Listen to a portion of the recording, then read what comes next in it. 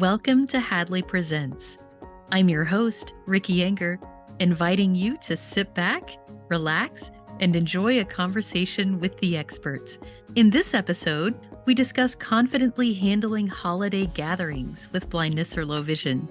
And our guest is author Hannah Fairbairn. Welcome to the show, Hannah. So great to have you. Hello, I'm delighted to be here. And this is not your first time on the show, so welcome back. But for those of you who don't know Hannah, we'll just get a quick introduction and tell us a bit about yourself. I was born with cataracts, some babies are. And when I grew up, there was no support at school, absolutely none, except I sat in the front row.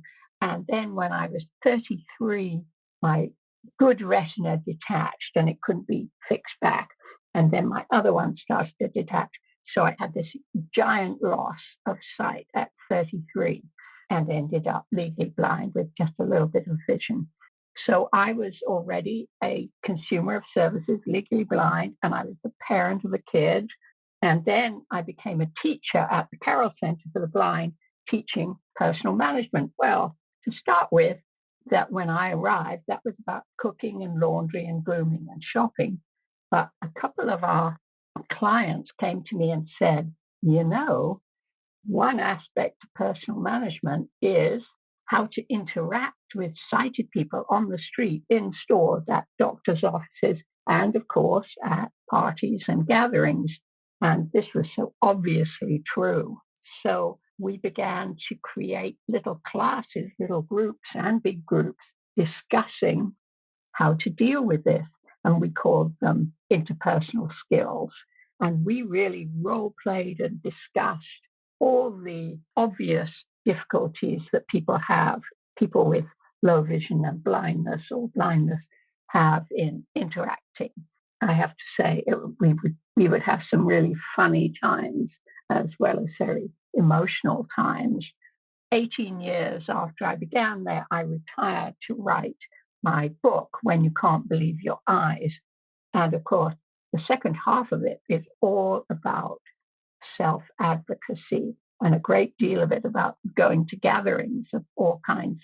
So I'm delighted to be here. That's fantastic because I know that it's something that we all struggle with, as we approach the fall and winter holidays as we're recording this. It's there are gatherings all the time and it's supposed to be a time of celebration, but a lot of people approach it with this sense of trepidation because it feels like there are so many pitfalls to navigate if you're trying to figure out how to communicate effectively, how to, again, just get through these social situations and hopefully have a good time along the way. So I'm hoping that we can talk about just some of the scenarios that people often encounter as they're going to a social gathering and just mention a few scenarios and then give some tips and tricks for how to alleviate the stress and the dread that can come with figuring out what to do in these situations. So the first question that I have is about when gatherings are in a different environment. So you're not at home, you're going somewhere that isn't so familiar to you. Are there things that you do ahead of time to kind of prepare for success? And then is that different depending on the size of the gathering that you're going to? Yes, it's very different. And the bigger the gathering, the more you have to prepare ahead. That's the first thing to understand, because the bigger the gathering, the more visual communication gets. People make eye contact, they wave, they smile, they kind of point to where they're going to meet. It's all about seeing. And of course, we can't do that. So with a big gathering, you have to prepare. And the less sight you're left with, the more you have to prepare. And really, with no sight, you have to prepare like crazy. And this is true. So first, you have to decide whether it's worth going to the event because of all the preparation. And I wanted to encourage people to go.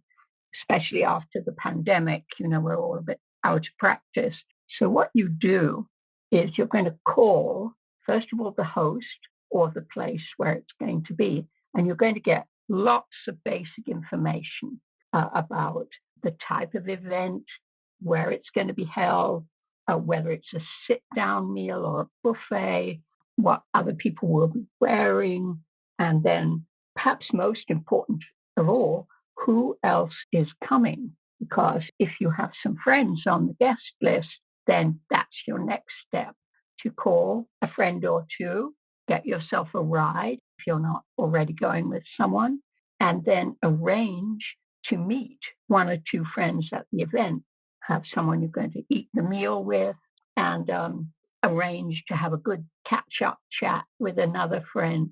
It makes a huge difference that you've prepared ahead. So that's big events. And I should say that informal events, events where people stand and move around, are more difficult than ones where there's a seating plan and a reception line. So those are the big gatherings. A small gathering, 6, 8, 10 people seated around the table, is what almost anybody with vision loss prefers. Because you know the way, of course, at a casual event, a standing event, people turn their backs, walk away. At a table, everybody's seated. The table itself provides a structure for the event. You might not have thought of this, but it's true. And people mostly stay in the same seat. They don't turn their backs. You find out where people are seated, and then you can, really relax and have a pretty good time. While at a big event, it's much more like work. You go because it's good for you, but it's work. Right.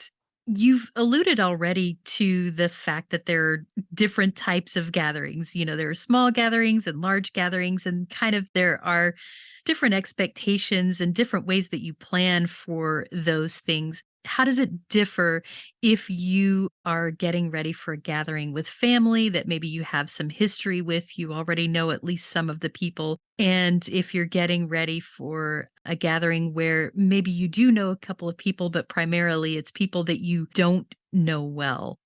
Well, I think the difference is in expectations, because we do often think that a gathering with family, perhaps family that you don't see often, who don't know much about your vision impairment or blindness, is actually generally more difficult, more painful, because you yourself, it may bring up your grief because, your cousin or your whoever that you used to be able to see clearly and sort of enjoy his funny faces or something. Now it's a blur, or you can't even tell where he is.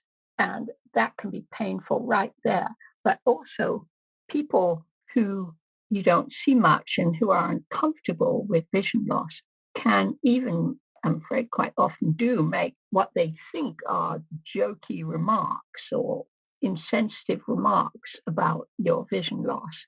And when it comes from somebody that you value, that you've always liked, or even people you don't like, it can cut really deep. So I do think when you're fairly new to vision loss, you want to make sure that you have a kind of a protector at the event. Don't just go by your own self thinking, oh, I know them all, it'll be fine. It actually may be quite not fine. And so it's good to line up one particular, sister or brother or whatever, who's going to look after you at the event, because people might not think of giving you a plate of food or finding you a drink. So you do need support. And then in time, you'll get more comfortable, and hopefully your family will learn too about vision loss. You'll teach them, and it will all get more comfortable. But to begin with, it can be really a shock. When you go to an event where you don't know anyone very well, this is a better place to experiment with And if you're ready for it, saying something about your vision loss, you're going to keep it really, really short and not medical. If you're up for it, you could just say, I'm having a bit of trouble with my eyes these days, or can't see much in this light, keep it really simple. If you go with a companion, of course, it's easier, but people do tend to talk to the person they're making eye contact with. So you might even do better sort of going off by yourself for a bit, or even the whole thing, and making sure that a member of staff or whoever it is, maybe you can see it for yourself, puts you beside the refreshments or the bar where there's plenty of circulation, and then just start to chat to someone who seems to be by him or herself. Again, you could say something about your vision or not. It's a very difficult decision to make, to say something about your vision. Feels like you're leaving ordinary life, even when you say very little. And maybe the person will offer to get you a drink. If you can leave that event having had pleasant conversations, I consider that a big success.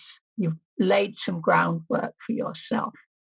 And maybe it depends on what your general personality is as to the kinds of strategies that are going to work for you and, something that feels very true to you. And I guess having this group of strategies in your back pocket, so to speak, for how to deal with different situations means that you're having to do less thinking on your feet, which for some of us can be a really good thing just to have a plan ahead of time. Yes, the more you can think through the gathering that you're going to go to, think what might happen, think how you will want to respond, and then having, as you say, various strategies in your back pocket that you've thought through and really know what you can cope with and what you can't, the more successful you will feel at the end, the more you'll feel, wow, I did it. Exactly. And that's what you hope for. There are a few things that feel universal, some struggles that are very basic elements of communication that can be really difficult if you're lacking that visual aspect. So, for these things, it would help to have some tips on how to navigate them. And I had to chuckle as we were putting this list together of things that happen. And I was thinking, yes, I've had all of these happen and more than once. And so any strategy is helpful. So we'll just go through a couple of these real quick and maybe give some tips for how to handle it. My favorite is, how do you find out who you're talking to? That's such a simple thing, but it feels really awkward, right? It does feel really, really awkward. And of course, it happens to people who see perfectly well as well. And as we all know, the longer you leave it, the worse it gets. So do try to speak up right, pretty near the beginning with some slight, apologetic phrase. And this depends how much you want to disclose your vision loss. So you could say, I'm just not able to recognize you in this light. Or, I'm having real trouble with facial recognition. Or, or you could say, which is what I now say after many, many years, I have very little sight and I can't see faces. But, that comes after a lot of practice. It's not wise. It's kind of dangerous to say, I've forgotten your name, because it could turn out to be your close neighbor or something, and they're going to think you're really, really standoffish. But if you can just practice something, having trouble with my eyes, and suddenly people realize why you're not responding to their visual cues, and they get more comfortable with you, and you're more comfortable. So things kind of proceed more easily once you've sort of admitted that you can't recognize them. And also, if they say that, if you're meeting someone for the first time and they say their name, if you now can't tie the name to the face and the type of body they have, it's good to repeat the name back and ask how to spell it so that it really goes into memory. And, if you really like them, you could ask them to dictate it onto your smartphone or something. Absolutely. So, what about that moment when you sort of wish the floor would swallow you up because you realize that you've been talking and you trail off and nobody's saying anything, and apparently you've been talking to the air? I know this is really a killer. It is embarrassing, there's no doubt. Kind of comes with the territory. You need to be listening as you talk and make sure that the person's responding. If you do find you've been left, it's good to say something, oh, he left. Oh, Right. People know you know now. yeah, people know you know, and that makes it better. And of course, the other one is where you respond, which I do, to a remark intended for someone else. And again, you just acknowledge it. Don't let it lie there because otherwise people might think that you're not aware. Just say, oh, sorry. And the conversation moves on. And it's not important that it feels awful. It does. What about if a conversation catches your attention and you're like, "Oh, I really have something to jump in there," or "This group seems interesting." It can be really awkward to kind of muscle your way into this conversation that's already happening. Are there ways to do that gracefully? This is a tricky one. I do think that the most important thing is not to hover on the outskirts.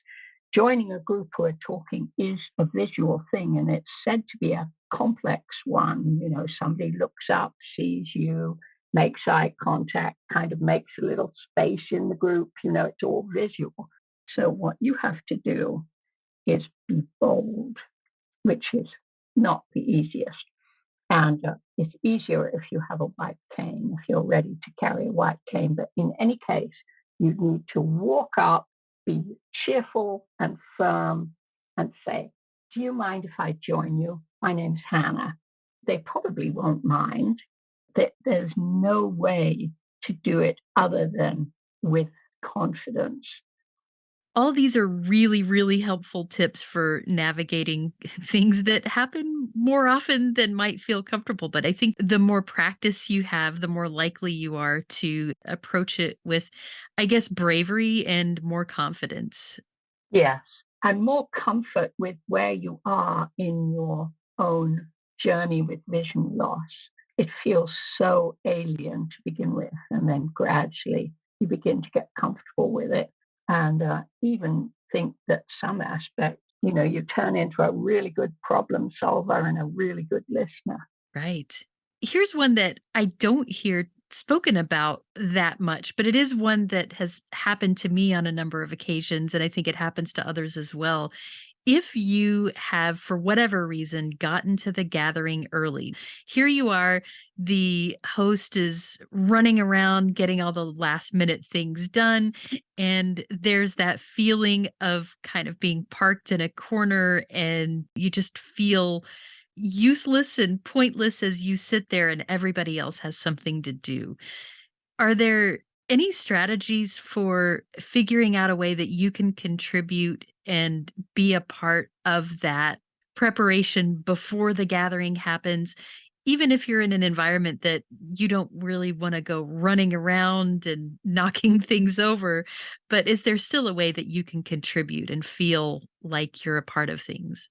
People with full sight who are feeling a bit nervy and anxious before the gathering begins are very apt to try to park a person with vision loss. It's very, very common because it kind of makes them, the host or whoever, feel comfortable that they've got you dealt with. Oh, she's there. But do not allow yourself to get parked unless you're in real pain or you really have to. Say, oh no, I don't want to sit down, thanks. And try to find a seat next to the kitchen because the kitchen is often where everything's going on. Or just stand not in the entry or you'll be in the way, but kind of just beside it and try to get into the conversation, be very cheery and admire like crazy.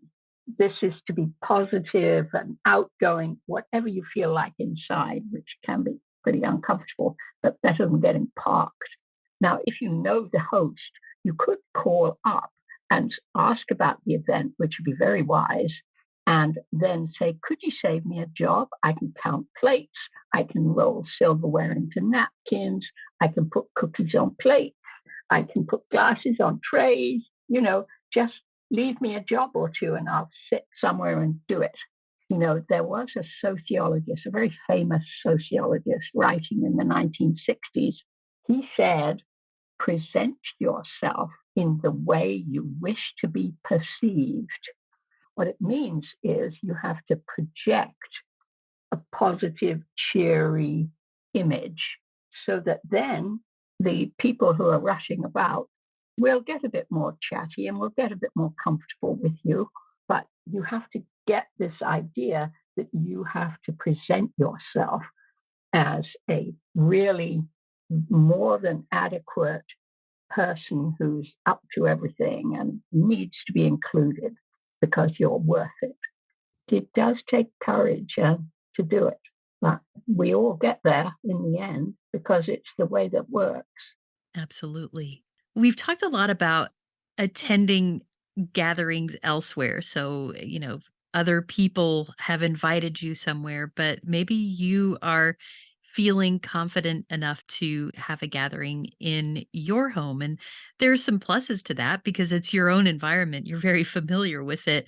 But are there things that you can do when you're hosting a gathering just to make sure that everything does run smoothly and to make sure that nobody's kind of stepping in and taking over things that you have well in hand?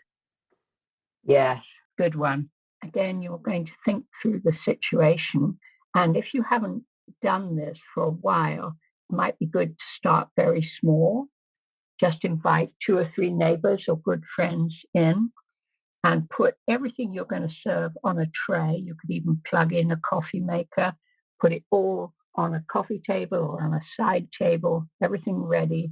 And then when the doorbell rings, go yourself to greet them and seat them.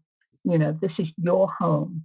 So you need to make it clear that you're in charge here. And again, that's very hard to begin with, but it's your home and you don't need anybody to take over, provided you're all prepared. And then if you've seated people, you know where Michelle is sitting and you know where Brian is sitting and so on. And then you invite them to help themselves. So you don't have to do any pouring because you're the host and the natural center of the gathering. You don't have to worry too much about the conversation going all about soccer or something, or all about the latest movies. And then when you graduate to a slightly bigger gathering, I would have everybody again sitting around a table, just like we talked about before. And you prepare everything, keep it really simple, maybe a one pot meal with some rolls or maybe a chopped salad, and then lay out trays to receive dirty dishes. And you can either invite people to serve themselves, you've got it all ready, or you can serve them and just ask for one person to help. And you can point out that it's not safe if somebody comes in and interferes. The visual ideas that people have, the ideas they have about blind people carrying hot things or sharp things or things on the stove are only made hazardous by their presence and by their interfering with what you're doing. That's the hazard. You don't want any stray people in your kitchen while you're getting things ready. And then I would tend to, if people would like to stack things, they can. If you're ready to disclose, you could say, if you don't put things where I tell you, there may be a big crash later on. It just depends how comfortable you are. And Yeah, it is very hard to be different. It's really tough, and it does take time to get up this feeling of confidence and firmness and telling others how you want things to proceed. Well, for a variety of reasons, people may be attending gatherings, but not in person. So, virtual gatherings certainly were instrumental in getting a lot of us through the pandemic. And we're still in that situation. I mean, again, a variety of reasons. Perhaps you all can't be together geographically, there are health reasons, there are any number of things that would prevent people from being together. I'm wondering if there are things that are specific to virtual gatherings and maybe even some things that are less of a challenge in those environments as opposed to being in person. So, do you have tips on things that people haven't thought about if they're attending a virtual gathering and they can do a couple of things to make things easier for themselves? Yes, indeed. I do very much recommend that if a Zoom call and you have some useful vision, you get on your own tablet or your own laptop, because then you can get on the speaker view, which is when you see the person who's speaking right up close. And I can see things that I couldn't see in real life. So that can be a real advantage. Another thing is that if you don't want to be on the screen, you can just do the Zoom as an audio call, and then you can not be visible to the others, even if they can see each other, and that's fine. And you can catch up, and you're in your own home and comfortable, and it can be quite pleasant.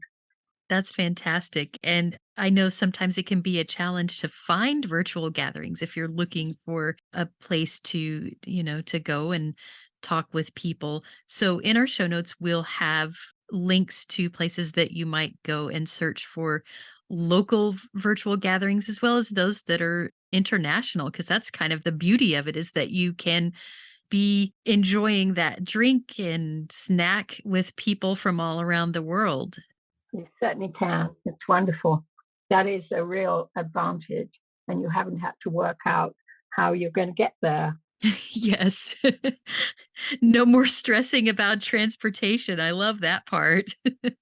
Also, in our show notes, we'll have a link to Hannah's fantastic book, When You Can't Believe Your Eyes: Vision Loss and Personal Recovery. And you can get that in a number of formats. You can check out the show notes there.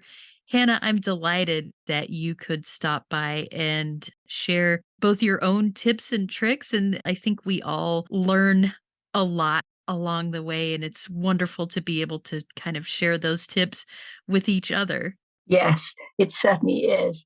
And if I were to leave the listeners with one tip, it would be to overcome your reluctance and resistance as soon as you can to getting in touch with a support group or the agency in your area, and getting to know a few other people who live with vision loss, or very many, because it can really be so much fun to be with a group of other people.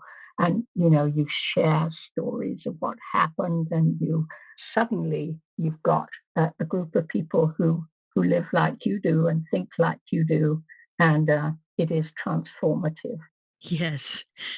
Thank you so much again for sharing your tips and your tricks and just your wisdom with us. It's much appreciated. Oh, well, thank you. I'm delighted to be here, and very, very happy holidays to everyone. Got something to say? Share your thoughts about this episode of Hadley Presents or make suggestions for future episodes. We'd love to hear from you. Send us an email at podcast@hadley.edu. That's podcast at hadley.edu. Or leave us a message at 847 784 2870. Thanks for listening.